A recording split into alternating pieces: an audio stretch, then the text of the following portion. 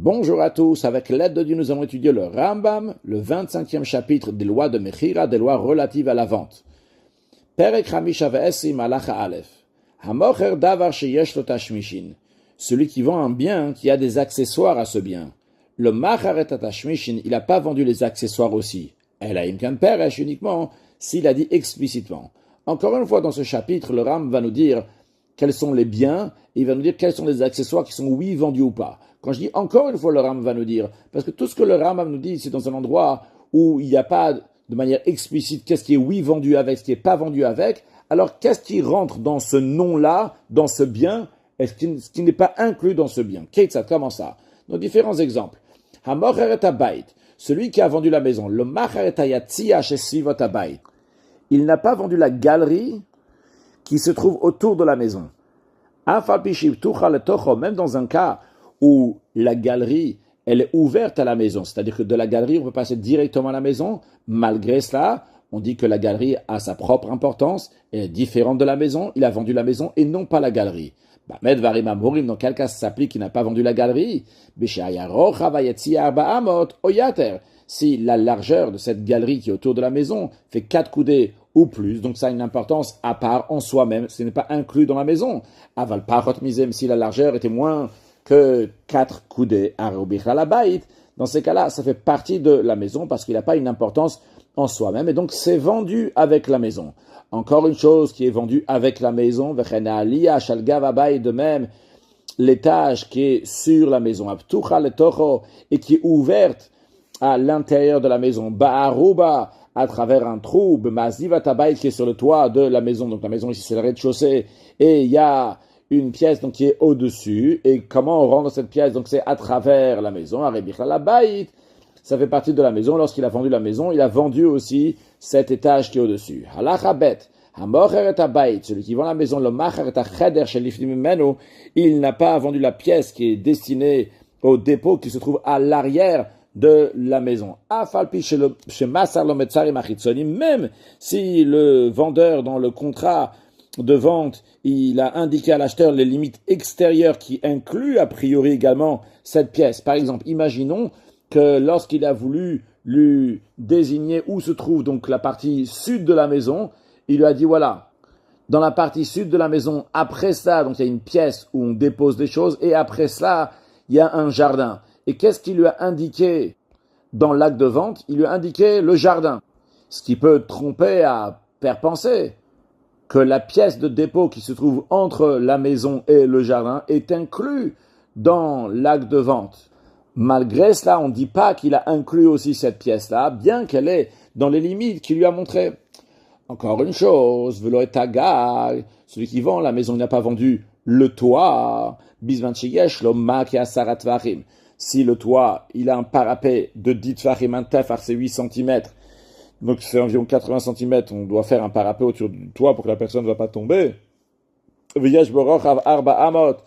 y a une largeur de 4 coudées sur ce toit-là. Donc, il est à part de la maison, il n'est pas vendu. Il n'a pas vendu non plus la fosse qui est creusée dans le sol. La citerne qui est construite dans la fosse. Donc, la citerne, donc c'est des murs en pierre qui se trouvent dans la fosse.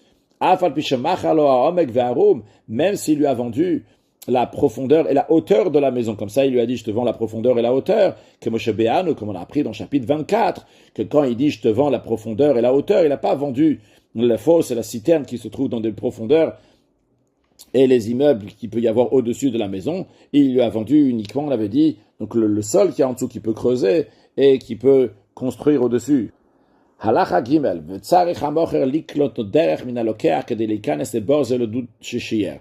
Dans le cas où le vendeur, il a vendu la maison, mais en effet, il n'a pas vendu avec donc, la fosse ou bien la citerne, eh bien, comment après le vendeur va pouvoir rentrer dans la citerne, dans la fosse qui se trouve en passant par la maison? Eh bien, le vendeur, maintenant, doit acheter à l'acheteur qui a acheté la maison, il doit lui acheter un passage pour pouvoir y arriver. Pourquoi on dit que c'est sûr et certain qu'il lui a vendu toute la maison, maintenant il doit lui acheter un passage? Parce que la règle elle est, celui qui vend, il vend avec générosité, donc sûrement il lui a vendu toute la maison, à l'exception de la fosse et de la citerne, mais il a tout vendu. Donc maintenant, pour passer à la fosse et à la citerne, il doit acheter. Ah, Marlo, si le vendeur a dit clairement, explicitement à l'acheteur au moment de la vente, je t'ai vendu la maison, il a dit clairement, je te vends pas le fossé à doute ou bien la citerne, il n'a pas besoin de acheter un chemin pour pouvoir aller à sa fosse et à sa citerne, vu que de toutes les façons, la fosse et la citerne ne faisaient pas partie de la vente. Et il lui a dit explicitement, c'était pour lui dire, sache que j'ai un droit de passage pour y arriver. De même, celui qui vend seulement une fosse ou une citerne, donc c'est-à-dire que le vendeur, il habite dans la maison et il vend la fosse et la citerne qui se trouvent et il faut passer par sa maison pour y arriver, eh bien l'acheteur n'a pas besoin d'acheter un chemin dans la maison du vendeur pour pouvoir arriver à la fosse et à la citerne. Il rentre dans la maison du vendeur jusqu'à sa fosse et il remplit ce qu'il a besoin de la fosse de cette citerne-là, vu qu'on garde le principe que celui qui vend, il vend avec générosité, donc sûrement, il lui a vendu aussi le chemin pour arriver à cette fosse. S'il y a deux maisons, l'une après l'autre, et pour rentrer dans la deuxième maison, il faut passer par la première maison. Donc la première s'appelle la maison qui est à l'extérieur, et la deuxième s'appelle la maison qui est à l'intérieur. Et il a vendu les deux maisons à deux personnes différentes. La première maison à Reuven, la deuxième maison à Shimon. Ou bien qu'il a donné la première maison à Reuven et la deuxième maison à Shimon. Ils n'ont pas un chemin l'un sur l'autre. C'est-à-dire que Shimon qui a acheté à l'intérieur ne peut pas dire à Reuven, je passe par ta maison, parce que Reuven, il a entièrement sa maison et Shimon, il a entièrement sa maison. Celui qui a donné, ou bien celui qui a vendu la maison à Reuven, il lui a vendu toute la maison. Et il n'y a pas un droit de passage pour Shimon. Inutile de dire que si la maison extérieure, elle a été donnée en cadeau à Reuven, ou Macharapimi, que la deuxième maison à l'intérieur, elle a été vendue à Shimon. Dans ces cas-là, c'est sûr que celui qui achète, il n'a pas de moyen pour rentrer dans la deuxième maison, évidemment, à part s'il va d'acheter ou demander la permission. Parce que le principe, il est que celui qui vend, il vend avec générosité, mais celui qui donne un cadeau, il donne avec encore plus de générosité. Donc ici, que la maison extérieure, elle a été donnée en cadeau, donc c'est sûr que la générosité est encore plus grande, et c'est sûr et certain ici que celui qui a acheté donc à l'intérieur, lui, il n'a pas de passage dans la maison qui a été donnée, la première maison qui a été donnée à Reuven.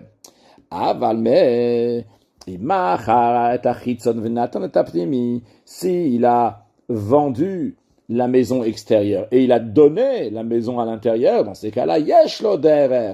Dans ces cas-là, celui qui a reçu en cadeau la maison à l'intérieur, il a oui un passage dans la première maison. Parce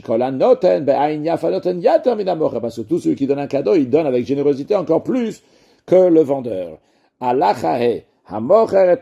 Celui qui vend la maison, il a aussi vendu le four, et le fourneau. Le fourneau, donc c'est un endroit dans lequel on peut mettre deux marmites au-dessus. Et on parle ici d'un four et d'un fourneau qui sont rattachés avec de l'argile au sol de la maison. Donc ils font partie du bien immobilier, ils sont attachés à la maison. De même, il a vendu le cadre de porte. On parle ici d'un cadre de porte, donc du butoir de la porte sur laquelle la porte elle se ferme. Qui sont rattachés avec de l'argile. Si, en effet, s'ils sont rattachés avec des clous, à ce moment-là, on peut les enlever là-bas, donc c'est pas vendu. Mais si c'est rattaché avec de l'argile, ça fait partie de la maison. De même, Veta Delet, il a vendu aussi la porte, Veta Neger, et aussi donc la traverse, Veta Manul, le verrou, Avalo et Mafteach, même pas la clé, même si la clé, c'est une clé qui correspond uniquement à ce verrou-là. Encore une chose qu'il a vendue, ou Machareta Martesh et Tagvoa, il a vendu le mortier qui est fixé au sol, Avalo et Ametultelet, non pas le mortier qui est mobilier. Ou Machareta Itztrubil, il a aussi vendu la base du moulin à bras, donc il est fixé aussi au sol. Avalo et Aklisha Kamach Yoredetocho, il n'a pas vendu le récipient dans lequel tombe la farine, Shokemok Fifa Shel Etz, qui ressemble à un panier en bois. Ça, il n'a pas vendu. C'est quelque chose qui est mobilier, qui n'a pas été vendu. Encore une chose qu'il n'a pas vendu, et il n'a pas vendu non plus les cadres en bois qui sont placés autour des pieds du lit. Alors, ils sont là-bas pour pas éviter que les pieds du lit, ils vont s'abîmer. C'est vrai qu'ils sont fixés au sol, malgré le fait qu'ils sont fixés au sol, ils sont pas vendus. Velot malbenot achalonot, et ni les cadres en bois qui sont placés, les cadres donc qui sont autour, les cadres en bois qui sont autour donc des fenêtres, même s'ils sont rattachés avec de l'argile, parce que ils sont destinés à l'embellissement et donc ils sont pas secondaires, tout à fait accessoires à la maison. Bisman Shamarlo, maintenant si le vendeur a dit à l'acheteur, je te vends je te vends la maison et tout ce qui est à l'intérieur de la maison, dans ces cas-là, toutes ces choses qu'on a dit avant qui sont pas vendues sont quand même vendues, même la clé et même le mortier qu'on peut faire bouger, etc. Halachavav, hamocheret echatzer, celui qui vend la cour, machar, il a vendu aussi borot. Borot, donc ce sont les fosses circulaires, les shechin aussi, les fossés qui sont longs et étroits, ou meharot, et les caves donc qui sont carrées et recouvertes, chez Torah, qui sont dans la cour, parce qu'en effet, ça fait partie de la cour. Par contre, vecholabatim, il a aussi vendu vecholabatim achitzon vapnim, toutes les maisons qui sont à l'extérieur et à l'intérieur, même s'ils ne sont pas ouverts directement à la cour, mais ils sont ouverts à la maison qui est ouverte à la côte, ou batim sheish b'amachol, il a vendu aussi donc les maisons dans lesquelles il y a du sable, tous les boutiques qui sont ouvertes à la cour, aval she'enem ptuchot là, s'ils ne sont pas ouvertes à la cour, enim karotima, ne sont pas vendus avec la cour. Hayu ptuchot lekan ou lekan, si c'était ouvert du côté de la cour et aussi du côté du domaine public. Alors il faut voir, imrov tashmishan letocha, si la majeure partie de leur activité vient de l'intérieur, vient de la cour, dans ces cas-là, nim karotima, c'est vendu avec la cour. Veimlav, si ce n'est pas le cas, nim karotima, ils ne sont pas vendus avec la cour. Velomachar et amital temneshepetocha, il n'a pas vendu les biens mobiliers qui sont dans la cour. Maintenant, bisman she'amar, hi vechol mashepetocha, s'il a dit je te vends la cour et tout ce qui est à l'intérieur de la cour, arrête kulon mechurin, donc tous les biens mobiliers qui sont dans la cour sont aussi vendus, c'est partie de la cour, ou ben, dans le cas où il a dit, ou ben car, d'une manière ou d'une autre, c'est-à-dire qu'il a rien dit, ou bien qu'il a dit clairement, je te vends tout ce qu'il y a dans la cour, le machar et mechatz velot betabad, il n'a pas vendu un établissement de bain qui se trouverait dans la cour, ou bien un pressoir à olive qui se trouvait dans la cour, je sais pas qui est à l'intérieur, parce que c'est pas l'habitude que dans la cour, il y a aussi un établissement de bain et un pressoir à huile. Halacha zayin, lorsque quelqu'un dit à un autre, je te vends un pressoir à huile, qu'est-ce qu'il lui a vendu, qu'est-ce qu'il lui a pas vendu?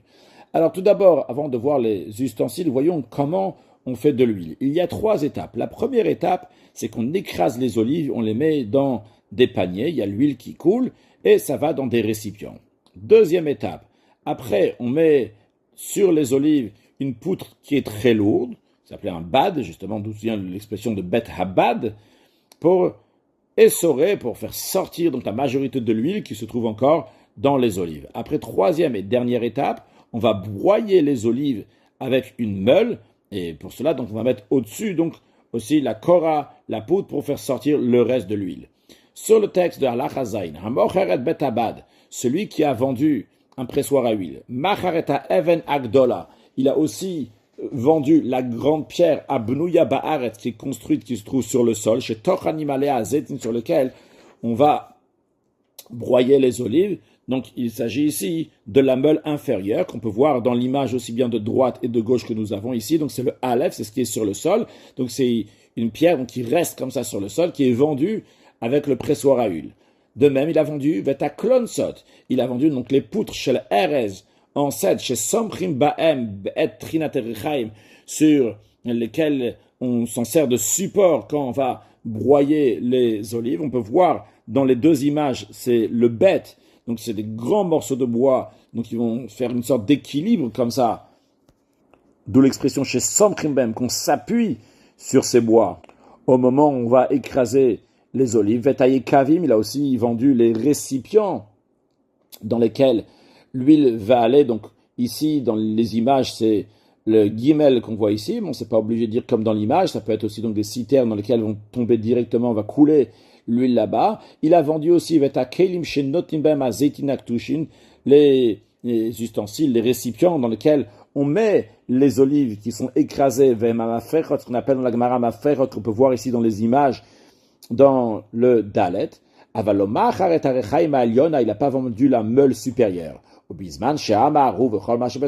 le cas où le vendeur a dit à l'acheteur, je te vends le pressoir à huile et tout ce qui est à l'intérieur, tout est vendu, c'est-à-dire que même la meule supérieure aussi est vendue.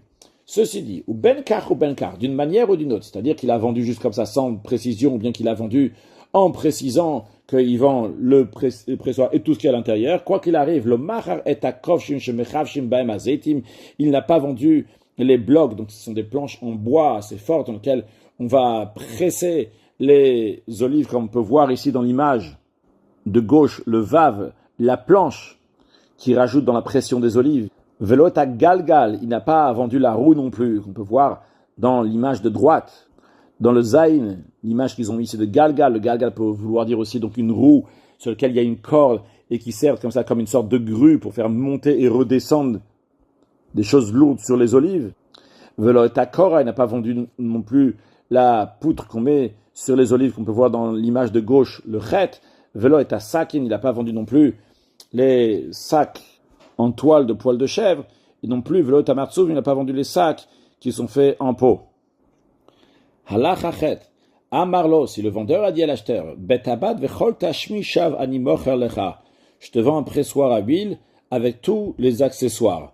Dans ces cas-là, kanakulan, l'acheteur, il a tout acheté, même ce qu'on a dit à la fin de la chazaïn, qu'en général, ce n'est pas vendu. Maintenant, il y avait à l'extérieur du pressoir des épiceries où les olives ou les graines de sésame ils étaient mis à sécher avant qu'on va extraire l'huile. Si le vendeur lui a indiqué dans l'acte de vente les limites extérieures, kana akol, dans ce cas-là, l'acheteur il a fait l'acquisition de tout. Et sinon, le kana il a fait l'acquisition uniquement de ce qui est à l'intérieur du pressoir. Halacha tet, amocheret amechatz. Celui qui vend un établissement de bain, il a vendu aussi la pièce dans laquelle on entretient les planches. De quelles planches s'agit-il ici? Il y a des planches qui mettent dans l'établissement de bain, dans lesquelles les personnes, lorsqu'ils sont nus, ils sont assis sur ces planches-là. Et ces planches-là, ils sont entretenus, ils sont entreposés dans une certaine chambre. Et bien cette chambre-là, cette pièce-là, elle est vendue. Il a aussi vendu la pièce où se trouve, on met en dépôt là-bas les récipients qui sont utilisés pour prendre de l'eau chez notre Limbaim. De même, il a vendu Vetbet Asafsalim, la maison dans laquelle on met les bancs. De quel banc s'agit-il ici? Les bancs chez Yoshim Alem Bachatzaramechatchem Levushim. Les bancs que les personnes, après qu'ils ont fait leur bain, qu'ils sont habillés, ils s'assoient là-bas. Eh bien, il y a une pièce dans laquelle on entrepose ces bancs. Eh bien, il a vendu cette pièce. De même, Vetbet Avilaoch Bistab Gimbaem. Et de même, donc, la pièce dans laquelle on met les serviettes avec lesquelles les gens s'essuient, cette pièce-là aussi est vendue. Les planches eux-mêmes sur lesquelles les gens s'assoient lorsqu'ils sont nus, les planches eux-mêmes, ça, ils n'ont pas été vendus. Non pas les récipients d'eau non plus, ils n'ont pas été vendus. Non plus les serviettes eux-mêmes n'ont pas été vendues. Parce que tout ça, donc, c'est des choses qui sont mobiliers. Mais si le vendeur il lui a dit, je te vends l'établissement de bain et tout ce qui est à l'intérieur, tout est vendu. Maintenant, benkar ou benkar, d'une manière ou d'une autre, c'est-à-dire qu'il a juste vendu comme ça, ou bien il a vendu, il a dit je te vends avec tout ce qui est à l'intérieur, quoi qu'il arrive,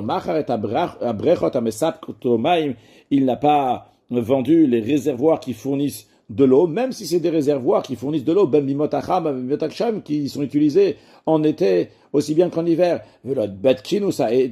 Non plus, il n'a pas vendu la maison, la pièce dans laquelle on met le bois pour allumer le feu pour chauffer l'eau, cette pièce-là n'est pas vendue. S'il lui a dit, s'il lui a dit, je te vends l'établissement de bain et tous les accessoires, dans ce cas-là, ils sont tous vendus. Même s'ils sont à l'extérieur de l'établissement de bain.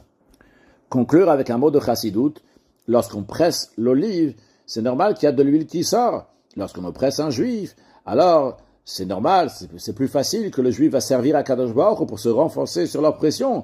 Mais lorsqu'on presse pas l'olive, il n'y a pas d'huile qui doit sortir. Lorsqu'on ne presse pas le juif, il n'y a pas ici cette force-là qui se dévoile parce qu'il y a quelqu'un qui est contre. Tout va bien. On a tout ce qu'il faut matériellement et spirituellement. Et là, quand on fait quand même sortir notre olive, on fait Messirut Nefesh, on se donne pour faire la volonté d'Akadosh Baruch Hu. À ce moment-là, c'est une manière de servir à Kadosh Baruch Hu qui est extraordinaire. Mashiach na, une excellente journée.